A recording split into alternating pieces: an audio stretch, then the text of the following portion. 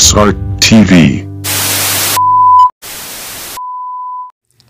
Isang magandang araw sa atin mga kabrader, ano. Ang pag-uusapan natin ngayon ay tungkol dun sa yan yung mga pinost ni yung tungkol dun sa sayaw ni Kayper na nag-comment kasi tayo doon. At ito yung comment natin diyan, Yan, yung mga comment natin yan. Ngayon, yung mga ewan ko kung followers ba ni Kayper yon, kumpare ba yon, o kung anong ewan doon sa mga nag-comment din doon. Kasi nag-comment ako doon sa sayaw niya na sayaw-sayaw, pagupitin pag may time. So hindi ko po siya binabas. So yun yung pag-uusapan natin doon mga kabrader. So yun nga po, may gusto lang po tayong linawin dyan sa comment natin doon sa video ni Kayper. Doon siya nag-comment doon sa comment ko sa video ni Kayper nga. Ay unang-una po, hindi ko siya binabash. Hindi po ako bashers. Yan po ang gusto kong linawin sa inyo. Kung alam nyo lang po yung pinakakwento doon sa nangyari sa amin ni Kayper nung nagka-video call kami. Ayun, siguro hindi tayo ahantong sa comment-comment ng gano'n. Kumbaga pinaparinggan ko lang siya ron. Kasi nga, ito yung istorya. Simulan natin sa pinakauna. Pag-uusapan natin ay tungkol kay kilalang vlogger na si Kayper. Boss Kayper. Kung iniisip ng mga nag-comment doon sa comment ko sa'yo, doon sa sayaw mo doon na pagupit din pag may time, wag puro sayaw. Siguro iniisip nila doon na binabash kita. Unang-unang hindi kita binabash doon. Alam mo yung istorya nun, brother. Kaya kumbaga pinaparinggan lang kita doon. May nag-comment doon na isang followers mo ba yon or tawag dito, kumpare mo ba o kakilala, tropa, nag-comment doon. Nag-comment doon sa comment ko sa'yo doon. Ang comment niya, ayan yan yung comment doon. Kumbaga sa pagkakaintindi ko dyan, wara yan ang pagkakaintindi ko dyan, kumbaga sino ka ba para pansinin? Kumbaga, di ba? Kumbaga, hindi naman ako kilalang tao Dito lang ako kilala sa amin. Kilala ako dito bilang barbero na yung pwesto ko kilala. Yun ang kagandahan. Binabalik-balikan ako ng mga kilala kong suki. Di ba? Yun ang pagkakaiba natin, Boss Kayper. Marami kong followers dito. Yung mga followers ko na yun, yung mga suki ko. Yun yung mga subscriber ko dito ba? Yan. Nakakasalamuha ko sila. Nakakasama ko sila dito at yun nga, lagi ko sila nakikita. Unlike sa'yo na yun nga, marami mong followers, nakakasalamuha mo ba sila palagi? Hindi. Kumbaga, bilang lang dyan sa inyo siguro yung nakakasalamuha mo ng mga followers mo. Sa akin, siyempre, halos yung iba nga, linggungan lang. Dito na naman, papagupit. So yun nga, punta tayo sa kwento. At yun nga, sa nagbablog nga tayo, may dumating na customer nga. At tanungin natin kung talagang kilala niya si Kayper, di ba? Iba kasi yung kilala sa sikat, di ba? Ito, tatanungin natin siya. Ayun, yung kanina, nagbablog ako kanina tungkol sa Kayper. Hindi mo kilala si Kayper? Rabena? Kilala ko yun, Kayper Rabena nga. Ayun yung alam mong Kayper? Oo. Hindi niya kilala nga, si Kayper. Hindi mo kilala si Kayper? Hindi kilala. Si Kayper, yung si Kayper Bros. Kilala mo yun? Yung vlogger. Yun, nakilala na. Pero nung una, hindi niya kilala totally. Ito, tatanungin kita. Kaso doon nanonood ng mga ewan ko kung napapanood mo rin to. Si Sir Gavin. Yun. Kilala agad. Di ba? Sikat di ba? So yun hindi niya talaga kilala si Kayper, di ba? Pag nag-suggest ka kasi ng Kayper man, kahit sinong Kayper, kilala ka agad niya yung Kayper Bros ba, ganito ganyan. Hindi niya kilala mga ka-brother, di ba? Iba kasi yung kilala sa sikat, di ba? Paalala lang po wala po tayo dito sinisiraan, hindi tayo nang babas. May gusto lang po tayong linawin dito about nga doon sa post ni Kayper na nag-comment tayo. So ituloy na natin. Tapos na akong magupit So yun nga, ikikwento ko na ngayon kung ano yung talagang totoong nangyari. So ito na. Noong nagkakilala kami niya ni Kayper, sa video ko lang naman, sa video call. Yan, yun nandun nga, na-reply ko dun sa comment section din doon sa video na yun. So yun, may kakilala ako dito na isang tropa na nakakasama ko dati pag gym, na sabi niya sa akin, challenge mo si sir ng libreng gupit. I-challenge ko rin si sir ng libreng gupit. Kumbaga, hindi ko nababanggitin yung pangalan na yon ni sir, na vlogger din na pulis yun. Hindi ko na rin babanggitin yung pangalan at hindi ko na ipapakita. Kumbaga, nung nag-comment ako sa kanya, sir, baka gusto mong ganito, ganyan, yung usapan namin na i-challenge kita na gupitan kita ng libre, di ba? So, yun siya, yun si sir, yan. So, sa madaling salita, nagupitan ko nga yun si sir ng libre. Kumasa siya sa challenge ko, nagupitan ko siya ng libre. Taga-gentry yun. Sa gentry siya naka-duty. So yun, di ba sa mga pulis, siyempre, medyo ingat yan sa pag may mga nagko-comment sa kanya or makikipagkita, siyempre, pulis yan. So yun siya, si sir, siyempre, may isang salita. Di ba, yung naging usapan namin na magupitan siya ng libre, natuloy. Di ba, natuloy yun. Siguro mga 1 week yata bago natuloy, or 1 week mahigit bago natuloy. Nagupitan ko siya ng libre, at yan yung video namin, no? Yan. Nagupitan ko siya ng libre. Pagkatapos ko siyang gupitan ng libre, sabi sa akin ni sir,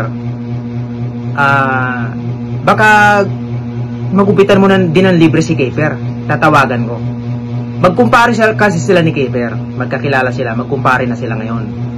Tinawagan ni sir yung si Keper at pinakausap sa akin. At yan yung video call namin ni Keper, yan, no? Ayun, idol, nagupitan at pumasa siya sa hamon ko na libreng gupit. At ngayon, tinachallenge ko naman na kung gusto mo lang naman pagupit ng libre sa akin. Siyempre! Ayun, no? Ako yan! Kung gugupitan mo ako, dapat Cardo Dalisay yung itsura ko, ha? Ayun! Cheers naman, idol. Pwede yan. Ayun, no?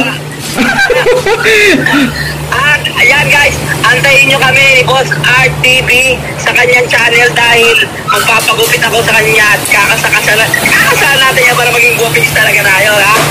Diba nagugupit ka talaga? Ilang taong ka na nagugupit, boss? Matagal na, boss. Dekada na rin. Dekada na rin. Tagal-tagal na. Kaya sa buhok mo, eh. Kaya nga itsura mo, boss. Hindi mo gupitan sarili mo. Wala, dito tayo nakilala, eh.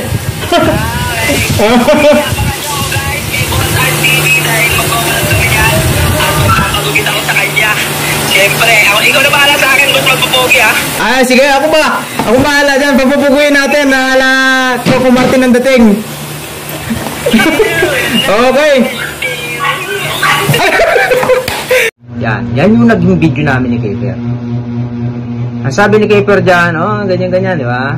Siyempre, maraming umasa, yung mga tropa dito sa amin, yung mga sukay ko, nakita rin, uy, magugupitan mo pala si Keper. Ganyan-ganyan, ayos yan, pre. Baka makilala ka na. So yun nga, para sa akin naman, suntok sa buwan yun, ka-brother. Ha? Suntok sa buwan yun, kilala siya, eh. Hindi naman siya totaling, hindi siya sikat. Kilala lang yan si Keper. So yun nga, yung ginupitan ko kanina, tinanong ko siya, kilala mo ba si Keper? Hindi niya kilala si Keper. Kumbaga, may tinanong ko sa kanya kung sinong mas kilala, yun nga yung kanina, yun ang kilala niya kaagad. Di ba? Ano siya, kilala lang si Keper, pero hindi siya masasabi natin na sikat. Di ba? Kilala siya, pero hindi siya sikat. So yun yung gusto kong linawin doon sa nag-comment doon na si Rumpul. Rumpul na naman. Yan po yung tunay na nangyari. Yan. Kaya ako nagparinig doon kay Keper ng ganun na wag puro sayaw, pagupit din pag may time. So hindi ko po siya binabash. Pinaparinggan ko lang siya ron sa, yun nga, yung naging conversation namin sa video call na magpagupit din pag may time. Doon sa comment ko sa kanya. At yun yung naging usapan namin nung pinakausap sa akin ni sir.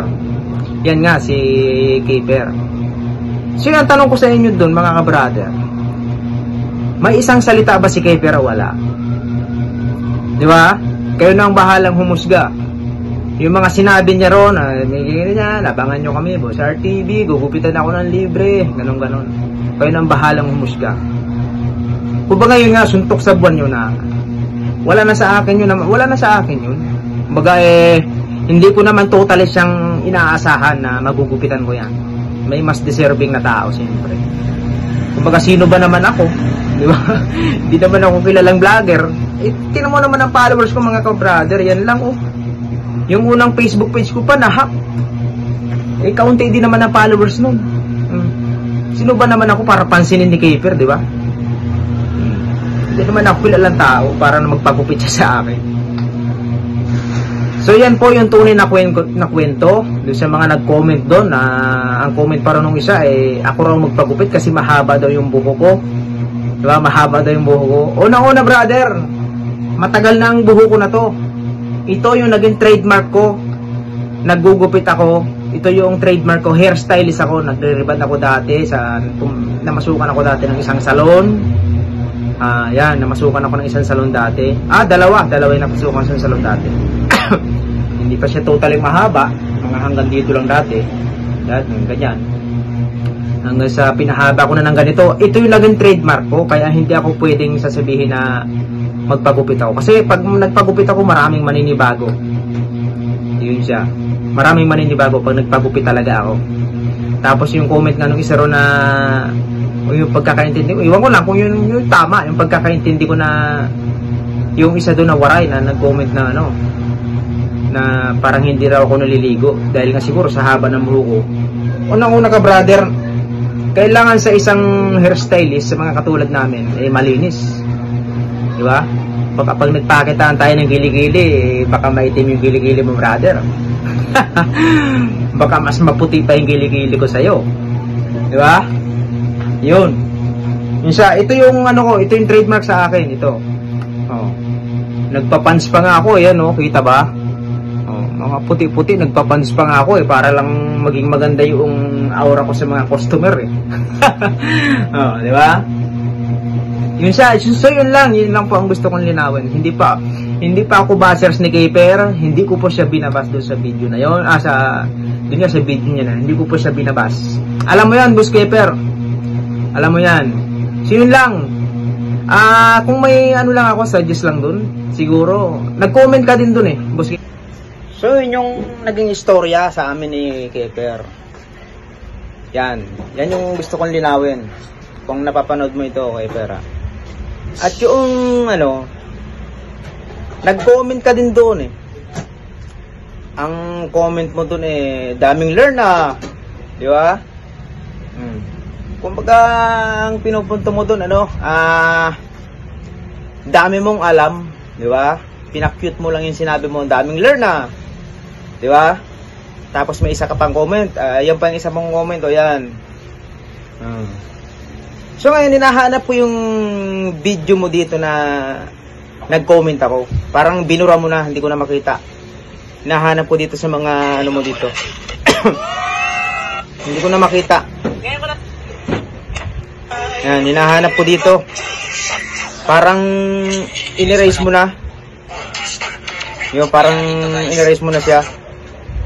Kaya hindi ko na makita. Hindi ko na makita rito yung video mo na nag-comment ako doon. Siguro guilty ka na hindi naman sa masabi natin na gano'n. Para hindi na rin siguro na makita yung comment mo doon. Kasi nag-comment ka doon Kaya buti na lang na screenshot ko. Yan yung comment na. So yun lang ang gusto kong linawin, brother. Hindi mo deserve yung libreng gupit na ibibigay ko sa'yo. May mas deserving pa para sa'yo. Yun lang, maraming salamat. Inuulit ko po, hindi po ako bashers ni Kiefer. At yan po yung tunay na istorya. Diba, na followers nga po niya ako, subscriber niya ako yun lang po. Anong oras na? Sige, maraming salamat.